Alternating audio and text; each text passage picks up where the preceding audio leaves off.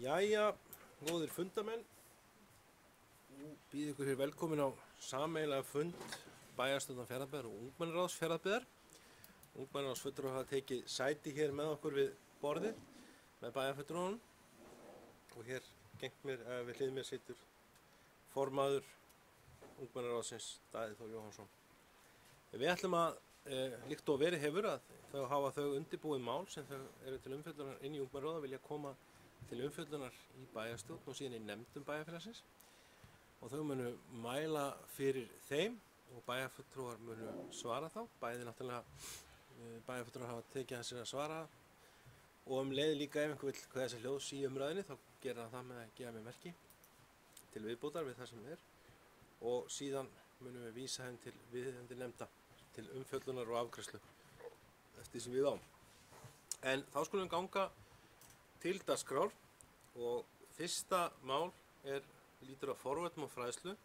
Hún Marta Lovísa Kjartansdóttir ætlaði að flytja það mál og hefur skrifað ræðu en hún gat í miður ekki verið með okkur í dag. Þannig að Íþrótt- og tónlistarfulltrúi Bjarki Mótsson mun nú flytja ræðuna fyrir hennar hönd en Marta skrifaði þessa ræðu. Gerðu svo vel, Bjarki.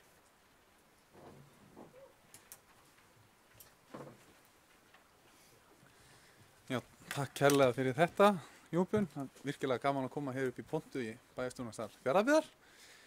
Svona, fá að flytja jómfrúðaræðuna núna hérna, reyndar ræðu annarar.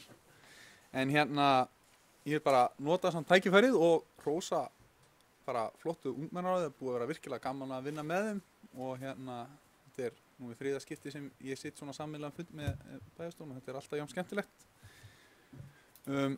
Ég veit að bæjarfulltrúar búin að skipta með sér og koma upp í pontu og taka sem sagt undir og vísa málum hingað og þangað. Ég vil samt hvetja bæjarfulltrúa að koma upp og taka þátt í umræðum málumni sem eru að ræða. En þá ætla ég að hefja ræðuna hennar Mörtu Lovísu, bæjarstjóri, forseti bæjarstjórnar, formaður ungmennaráðs, ungmennaráðsmeðlimir og aðrir bæjarstjórnarfulltrúar. Við í ungmennaráði erum með nokkra tillögur fræðslur í grunnskólum sem við viljum endilega þið tæki mark á og komið þeim á framfæri. Það er mikilvægt að mennta börn og unglinga sem fyrst þegar það kemur að því að breyta samfélagi. Samfélagið okkar er alltaf að breytast og er mismunandi hvernig fólk tekur því. Ef við kynnum þeim fyrir nýjum hlutum eða öðruvísi hlutum sem þau eru vön, verður meira umburðarlendi og við drögum úr fordómum. Við viljum líka meina að ef ungmennin eru ekki lengur vandamál þegar kemur að fordómum. Við erum flest ef ekki öll alin upp við þetta breytilega samfélag og erum orðin vön. Það sem við höldum að það sé fullorðna fólki sem er ekki tilbúið þessum breytingum eða eru ekki sátt við þær. Ef við höfum rangt fyrir okkur þá er það allt í lagi en er ekki alltaf gott að fræðast meira nýja hluti sama hvað maður er gamall. Og þá kemur að fyrstu tillögu en hún snýst fræðslu fyrir fullorðna fólkið. Það er ekki bara við sem eigum að læra að koma vel fram í hvort annað, heldur líka þið. Væri ekki sniðug hugmynd að halda námskeið eða fyrirlestur fyrir ykkur líka til dæmis mismunandi kyn eða kynhneigðir. Það hafa verið opnir fyrirlestrar en það hefur bara ekki verið góð mæting á þá.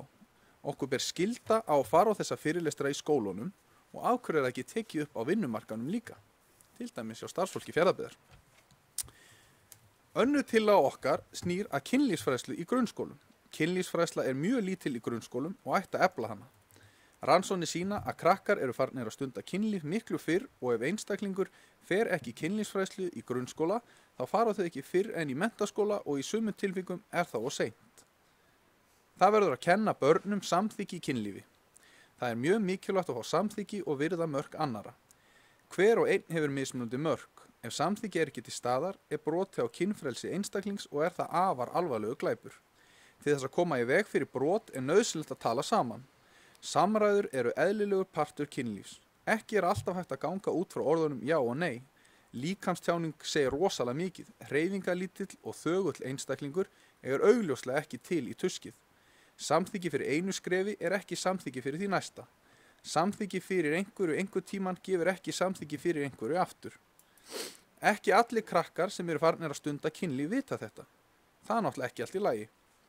Er ekki sniðugast að bæta inn kynjafræðslu á unglingastígi til að koma í veg fyrir að einhver geri eitthvað sem hann vill ekki? Einnig, ef þú þekkir ekki mörk annara, hvernig áttu að þekkja þín eigin mörk? Þriðja tillaga okkar að fjölga ýmsum fræðslum í grunnskóla. Suma fræðslur eru allt of fáar og jafnvel bara alls ekki. Það þarf að fjölga hinsegin fræðslum og kynsegin fræðslu og kynjafræði í grunnskólum og að fara í yngri bekki. Hvað að því að kenna yngri krökkum mismunandi kyn og kynhneigðir því að fólk skilur og fræðist hluti sem það ekki vant? Minni fordómar, meira umburðarlyndi.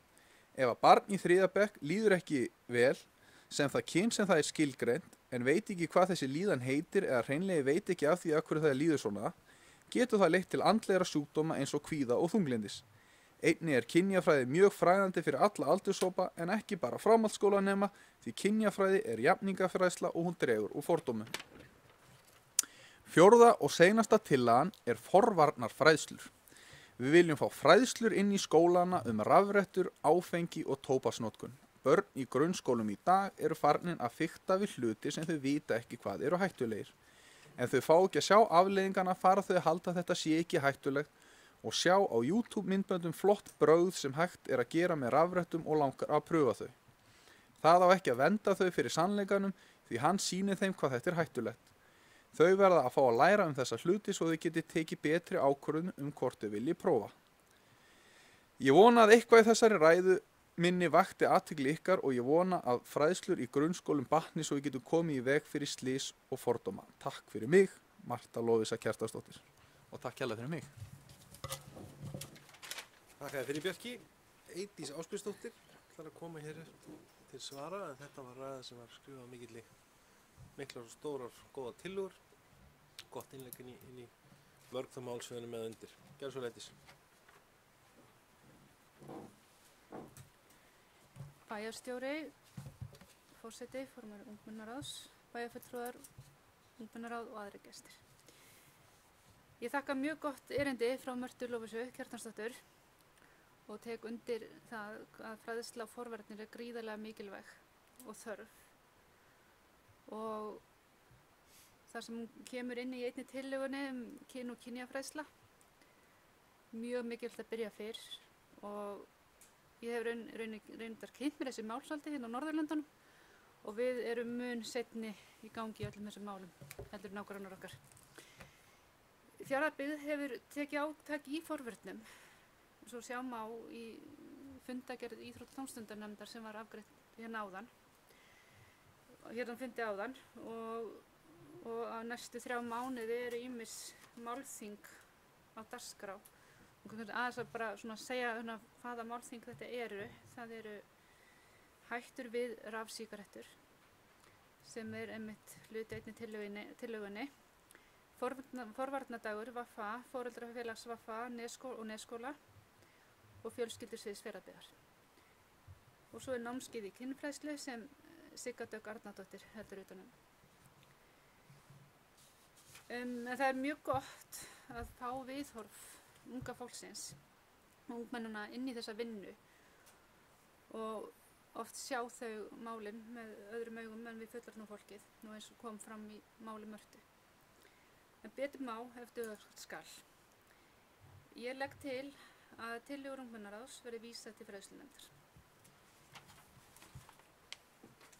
Þakka þér fyrir Eydís. Eins og fram kom þá mun jafnframt vera að skila en til rafrænt það ekki Bjarki. Þannig að það verða til inn á viðkomandi svið. Líkt og Eydís leggur til í fræðslunefnd, ég hugsa líka að vera ágætt kannski að taka einhver leyti til umfjöllunar í félagsmálum. Held það svona eftir að hlusta á hana hérna í ræðustólnum og vísa ég þaðan frá fræðslunefnd. Hafa það í huga fyrir fræðslunefnd þegar hún tekur til umfjöllunar og hún vinni með hann og ef hún telur hún heima jafnframt í einhverjum öðrum nefndum frekar en vinslu eða vinnu sem annars staðar innan sveitarfélagsins. En orðið er laust fyrir að fleiri kveða sér hljóðs undir þessari tillögu. Gerðu svo vel Hjördís.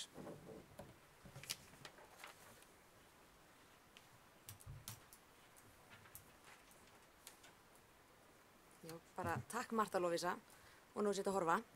Þetta bara ótrúlega mikilvægt og mjög þarft og ég langar bara að segja sem yngsta stigs kennari í grunnskóla þá höfum við verið að taka og sýna myndbönd sem Samtök 78 hafa gefið út hugrakasta rittaran sem er svona hinsegin fræðsla og þetta er bara mjög þarft og það er svona, við verðum að byrja snemma, við verðum að byrja á að kynna börnin fyrir mismunandi einstaklingum bara strax í byrjun, bara svo við séum opnari og þá kem ég inn á fræðslu fyrir fullorðna fólki því að það er mjög mikilvægt.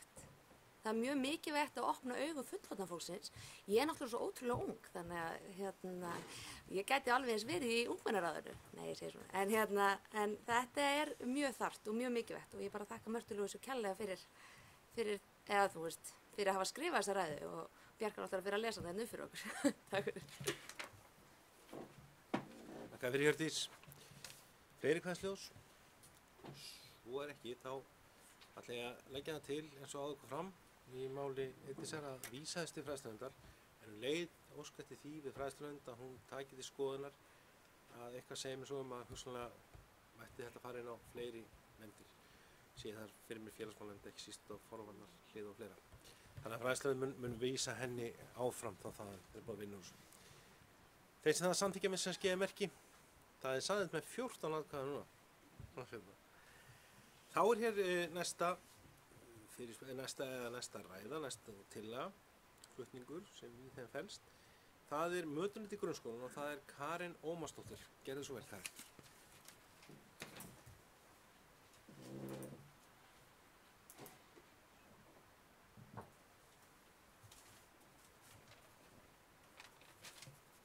Okkur langar aðeins að ræða matinn í mötuneytinu í grunnskólanum og Fjarðabyggð.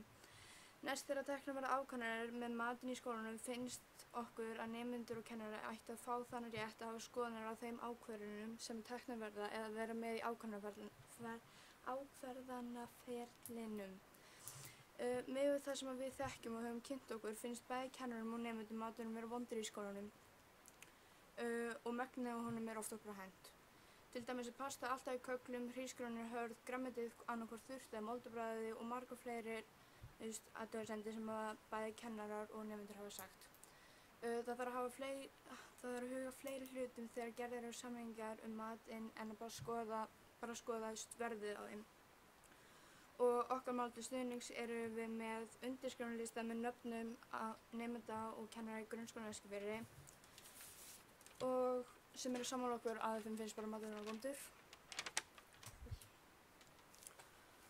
Og það eru 84 krakkar í 5. til 10. bekk í grunnskólanum Eskifirði og af þeim eru 40 krakkar skráðir í mat og ég og Kamilla fórum í 5. til 10. bekk og tjekkuðum hvort að þeim fannst maturinn vera vondur eða ekki og það voru 54 sem sögðu að það þyrfti að laga matinn eða hann væri bara vondur og af þeim voru líka kennarar sem við sáum bara göngunum og með okkar niðurstöðu fyndist okkur bara allt í lagi að fara að breyta matnum og kannski laga hann.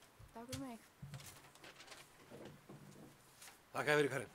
Nú fengum við almennilega ádreipu sko. Þá ætla ég að biðja Pálínu Margeirsdóttur, formann fræðslunefndar að koma hér upp og svara þessu, svona eins og við getum svarað hér nú og leið allir líka afhenda listan, þannig að þú takir það með henni í fræðslunni. Gerðu svo vel. Forseti, bæjarstjóri, formaður ungmennaráðs og aðri gestir.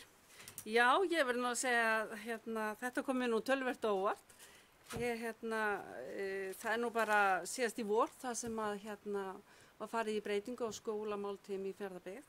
Þar sem að við fórum eftir svokölluðu Akureyrarmódeli, þar sem við kallum þetta 7x7, þar sem að lagt svona meiri áhersla á að það sé svona fjölbreyttara fæði, það sé meira grænmeti og við leggjum meiri áhersla á næringagildi matarins. Þannig að mér þykir mjög leitt að heyra þetta en að sjálfsögðu komum við til með að skoða þetta. Núna frá með þessum breytingum þá eru eins matseðlar í allri Fjarðabyggð, í öllum skólanum og við ræddum þetta bara á síðasta fund okkar sem ég held að verið þarna miðjan desember og þá höfðu engar formlega kvartanir borist yfir matnum okkar og það hafa aldrei verið fleiri í mötunöndunum okkar heldur en á þessum vetri. En við að sjálfsögðu komum til með að skoða þetta og sjá hvað við getum gert. Þannig að við vísum þessu bara til fræðslunefndar og skoðum þetta þar. Takk. Verið Pálína, við fleiri þessi ljós. Það er einmitt, þetta er vettvangur meðan hans til þess að koma með þær kvartanir og umbætur eða óskýru umbætur. Og ég hvet fræðslan til að skoða þetta vel. Það er á eins og kom fram í máli Pálínu, við vorum að reyna að þróa þetta meira og gera matinn betri eða semst næringildi og horfa til nýrra svona, ég segja hugsunar á baku það. Þannig að nú hefur fræðslan fengið verkefni, Karin. Þannig að það er henni góða. Þannig að nú förum við að láta skoða þetta. Hvort að þetta sé almennt stöðtilfelli eða hvort að það sé eitthvað sem hefur farið aftur eða ekki eins og það á að vera. Þannig að fræðslan mun taka þetta fyrir ef menn samþykkja. Ég ber það þetta atkvæði, þetta verður tekið þar fyrir til umfjöllunar og afgreiðslu og bara næsta fundina strax. Þeir sem það samþykkja finnst ekki að merki. Sæðið með 14 atkvæðum. Þá er hér næst mikilvæg ungmennaráðs. Katrín Björg Pálsdóttir ætlar að koma hér upp og fjalla aðeins mikilvæg ungmennaráðs og stöðu þess. Gerðu svörpæðu, Katrín.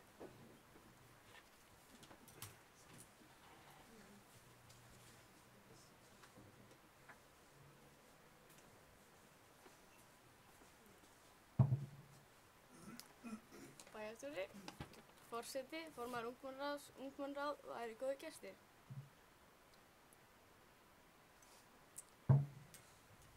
Ég ætla að tala mikilvægi ungmennaráðs. Árið 2001 var fyrsta ungmennaráðið stofnað, en í kjölfar innleiðingu æskulýðslaga 2007 var sent á sveitarfélög hvort þau vildu gera slíkt í sama og þá vil ég bara byrja að hrósa Fjarðabyggð að hafa stofnað ungmennaráð þá. Með stofnun ungmennaráða eru stjórnvöld að koma til móts við tilmæli lýðræðislega þátttöku ungs fólks. Það er mikilvægt að auka lýðræðishyggju ungs fólks og hvetja þau til frumkvæðis og að ungt fólk hafi tækifæri til að vera virkir þátttakendur í samfélaginu sínu sem byggist á lýðræði og tækifærum til að koma sín á framfæri og hafa áhrif.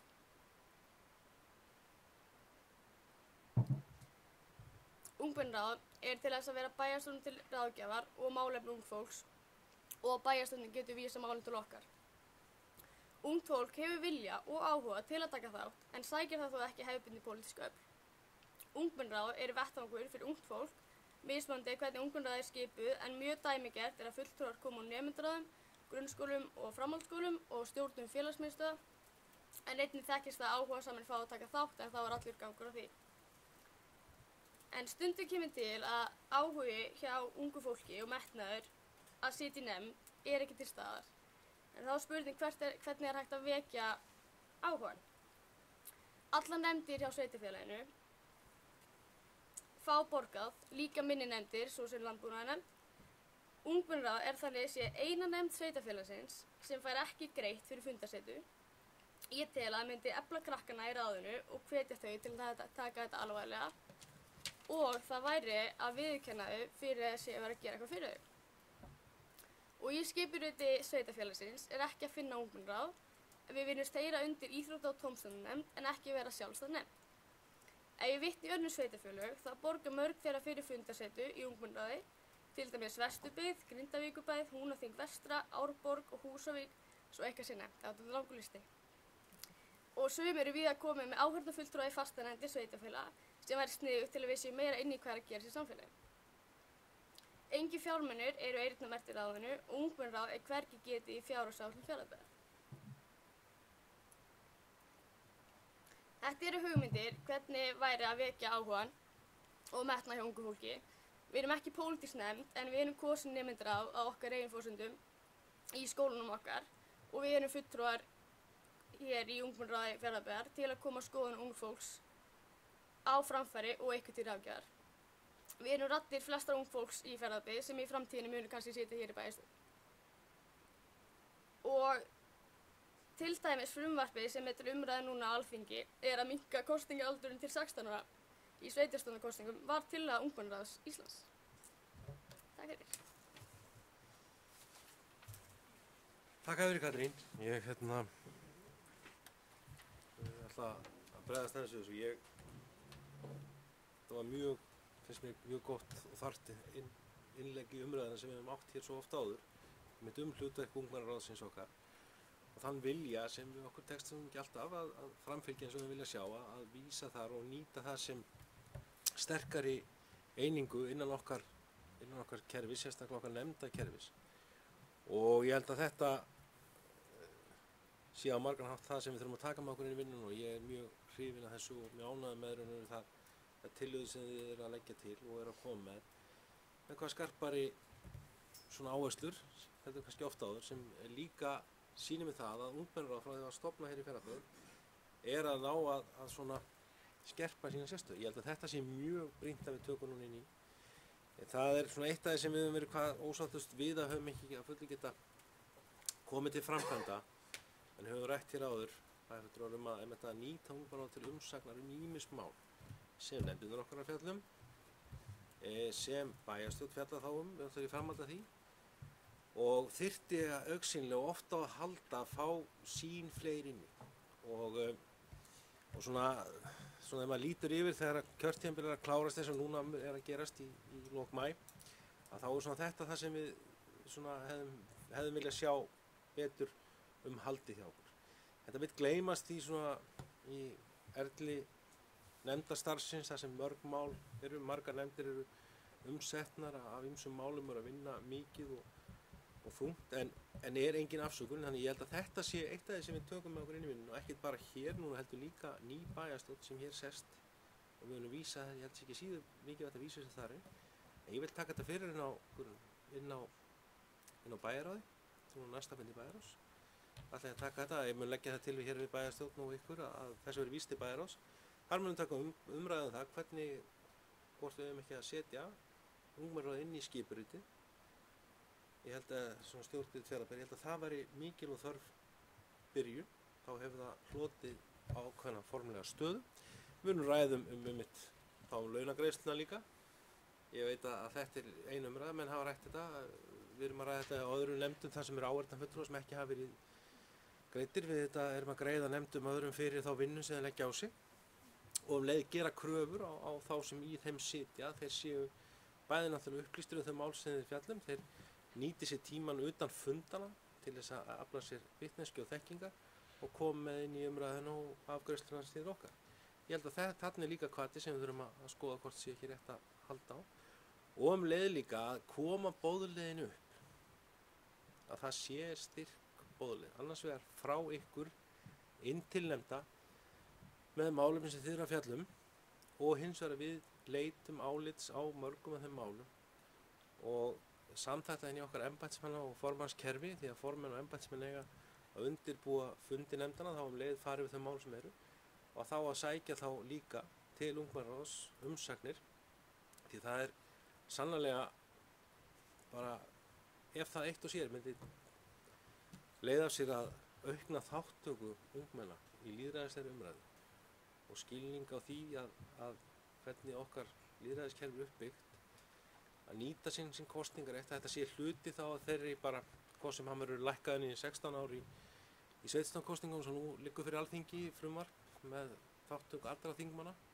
eða þingmann úr öllum flokkum segi ég nú meina hérna hvað sem það er þá en það sé komið inn í vitund ykkar og þeirra sem eftir koma að nýta sér réttin þú getur alltaf valið hvort þú viltur að þáttaka einhverju stjórnmálastarfi eða slíku en þú nýtið réttin að þú kjósir þá fulltrúan sem þú vilt vinni fyrir eða það er áherslu sem þú vilt að séu uppi það er svo mikilvægt og við höfum sagt áður á mjög stórum svæðum í heiminum er fólk að láta lífið fyrir hana rétt og það er búið að berjast fyrir honum í sumum löndum áratugum saman að fá að greiða, fá að kjósa fá að áhrif á samfélagið sitt fær það ekki á meðan við sem svona göngum að þessu bara sem svona þetta er bara svona hversdagslegt að við kjósum, finnst það ekkert merkild að eins og í síðustu 17 kosningum það sem sögulega lágt hlutfall þeirra sem taka þátt í kosningum það er afar dapurt í því landi sem ákvað elsta alþingi í heiminum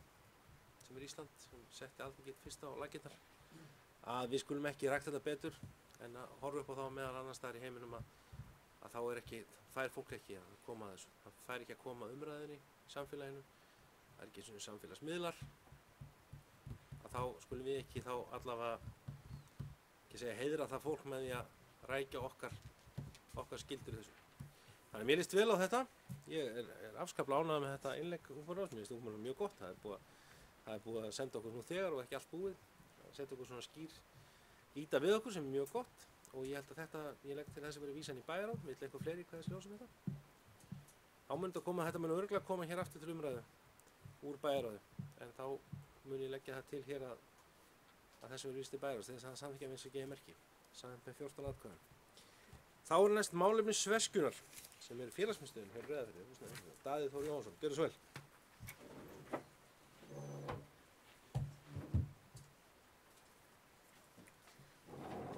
Bæjarstjórn, forseti bæjarstjórnar og ungmennaráð.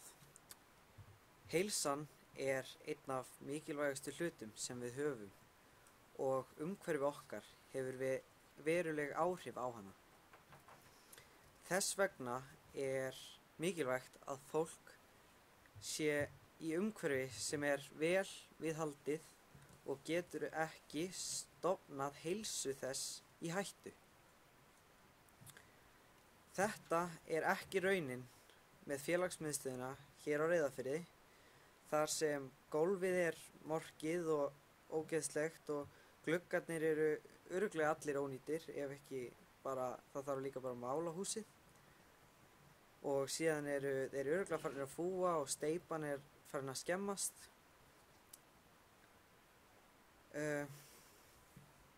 Ég efast að ef þið myndið vita af þessu, myndið þið ekki leyfa börnunum ykkar að vera í þessu ef þetta væri til og með skólinn þeirra eða eitthvað svoleiðis. En í þessari félagsmiðstöð eru þessar aðstæður svona og ég hef heyrt sögur af fleiri félagsmiðstöðum í Fjarðabyggð þar sem eru mjög svipuð vandamál, það eru gluggar sem leka og þak sem lekur einhvers staðar hef ég heyrt og mér finnst bara ekki í boði að bjóða upp á svona húskost. En ég hvet ykkur til að kynna ykkur málið og takk fyrir mig. Takk fyrir Daði. Ester Ösp Gunnarsdóttir, gerðu svo vel, þú fara að taka til svara.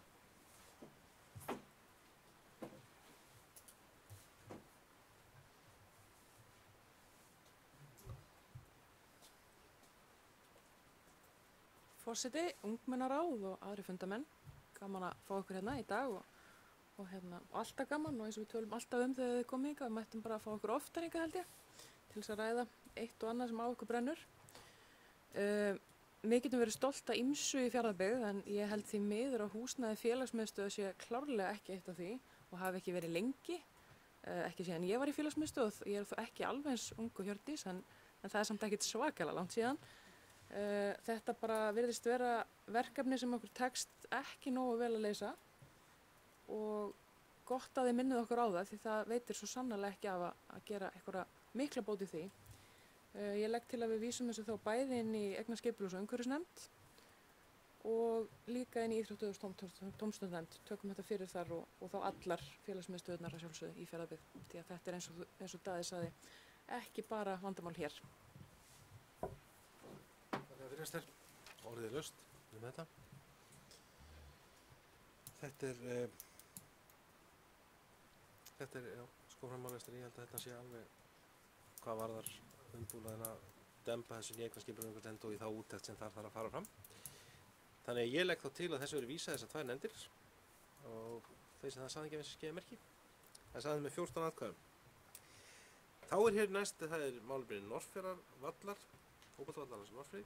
Og þeir ætla að koma hér upp með Eysteinn Ágústsson og Oddur Óli Helgason. Þeir eru með það, ætla að skipta því sjálfur sín á milli. Þannig að ég kynni það báða hér, gjörðu það svo vel. Það er Eysteinn sem kemur fyrstur, gjörðu svo vel.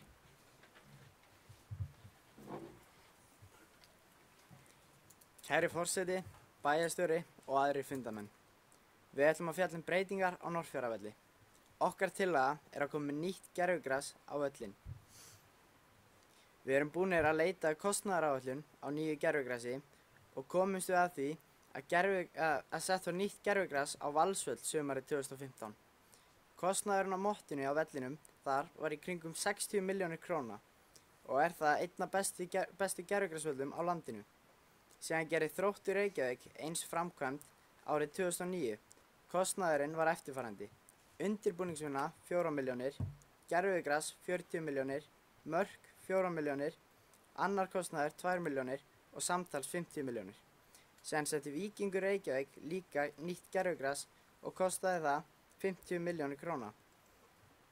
Áætlað að gervigrasvellir endist í 8 til 10 ár og verður Norðfjarðarvöllur 12 ára í sumar. Og sést það vel á vellinum að hann orðinn lélegur. Frá okkar reynslu á vellinum eru komnar nokkrar holur á völlin og það mjög hættulegt þar sem leikmenn geta stigið í holurnar og slasað sig. Svo farið að vaxa gras upp úr gervigrasstúknum á sunnanverðum vellinum.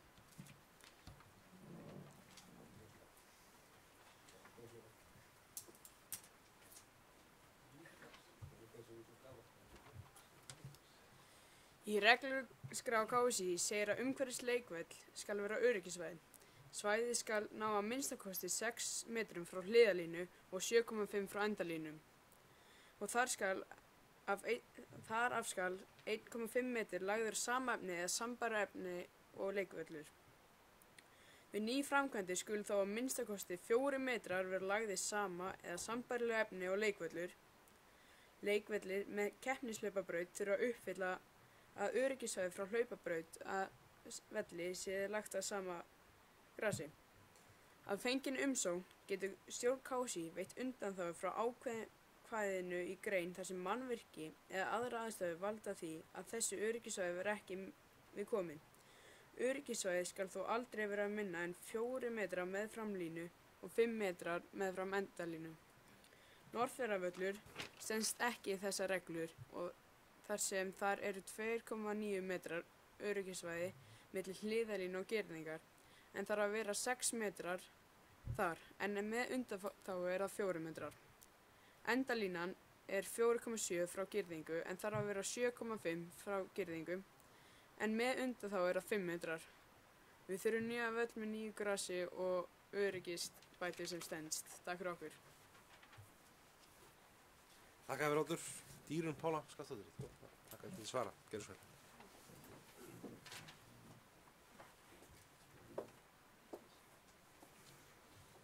Forseti, bæjarstjóri, formaður ungmennaráðs og aðri fulltrúar.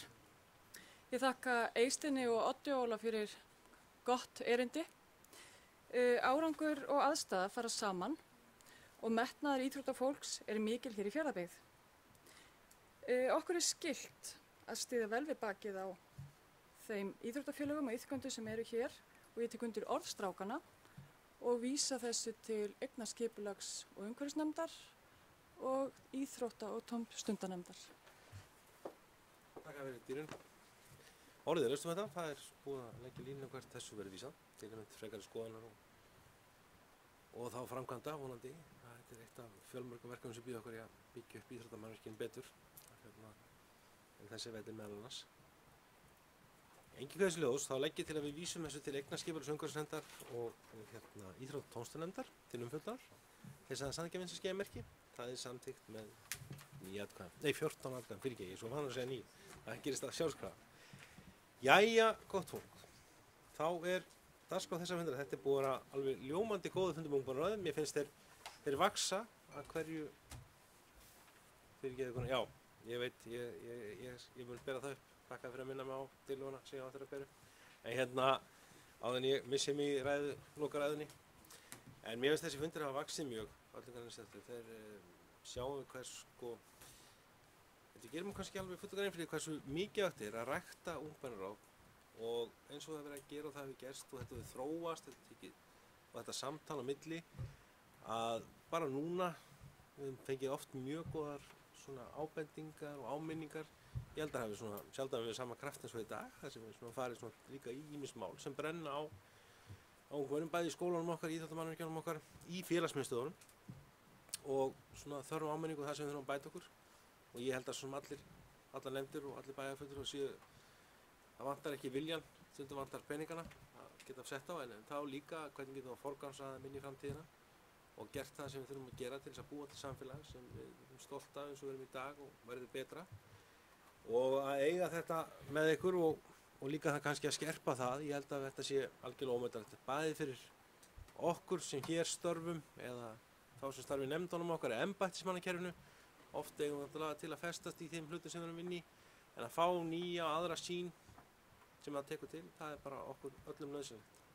Þannig að ég vil þakka ykkur kærlega fyrir, ég vil hvetja ykkur til þess að nýta ykkur vettvang ungmennaráðsins og líka, ekki bara, eins og ég sagt ykkur áðan, ef þið eru að vinna með mál, að senda þau líka inn til okkar, hvað sem inn í viðkomandi nefndir eða íþrótt- og tómstaffulltrúar og aðstoða ykkur við það að koma erindunum áfram. Og svo má líka kalla, þið getið kallað á ykkar fund. Ég hef alltaf litið svo á, bæði bæjarstjórnarmenn og formenn nefnda. Það er kannski ekki mennast að kalla heilu nefndirna, það er kannski mikill hópur. En að það séu kallaði formenn nefndana sem geta að fara með umræðan inn í sín nefndir. Ég held að það sé eitt skrif sem getur skrifið sem er gott fyrir okkur og ég hvet ykkur bæði ykkur sem er ungmennaráði og íþrótt- og tómstaffulltrúar til þess að halda utan um það, að nýta ykkur það möguleika. Ef það er einhver sérstök málum sem vilja ræða beint, þá sé það að kalla þær til þá nefndamenn, formenn nefnda, embættismenn þá með þeim sem geta að fara með málið þá til umfjöllunar áfram. En eins og áður segir við ákváðum við fyrra að fara að auka þessi tengsl með því að líka fjölga þessum fundum okkar. Þannig að við gerum ráð fyrir að funda aftur með ungmennaráði á hausti og það verður þetta ný bæjarstjórn sem gerir það, en ég trúi ekki að hún muni breyta út frá því sem við höfum ákveðið því að auka tengslin. Þannig að það verður gott. Það sem bæjarritari hnykkti mér með og svo áður en ég gleymi mér hér áður, en þá náttúrulega þarf ég aftur að bera upp hér formlega tillögu og nú geta bara bæjarstjórnarmenn víst greitt atkvæði. En eins og áður komið fram þá var boðaður einn fundur í janúar hér í dag. Næsti fundur bæjarstjórnar átti að vera 1. febrúar. Maður rétt, þetta er ekki 5 dagar. Byrjun febrúar, 1. 5. febrúar. En nú liggur fyrir að við þurfum að eiga hér seinni umræðu sameiningarmál, sameiningar umræðan á milli Breiðdals og Fjarðabyggðar, þannig að ég geri það tillögu minni til bæjarstjórnar að hér verði búið til fundar næstkomandi fimmtudag, 18. janúar og ber það upp til atkvæða, þess að það sækja við sig merki. Það er samþykkt með 9 atkvæðum og þar af leiðandi verður sendt út óður á dagskrá eftir helgi. En ég vil nota þetta tækifæri í dag, þakka bæði ungmennaráði og bæjarfulltrúum fundarsetuna, góðar umræður, málefnalegar og góðar ábendingar og segi fundi slitið.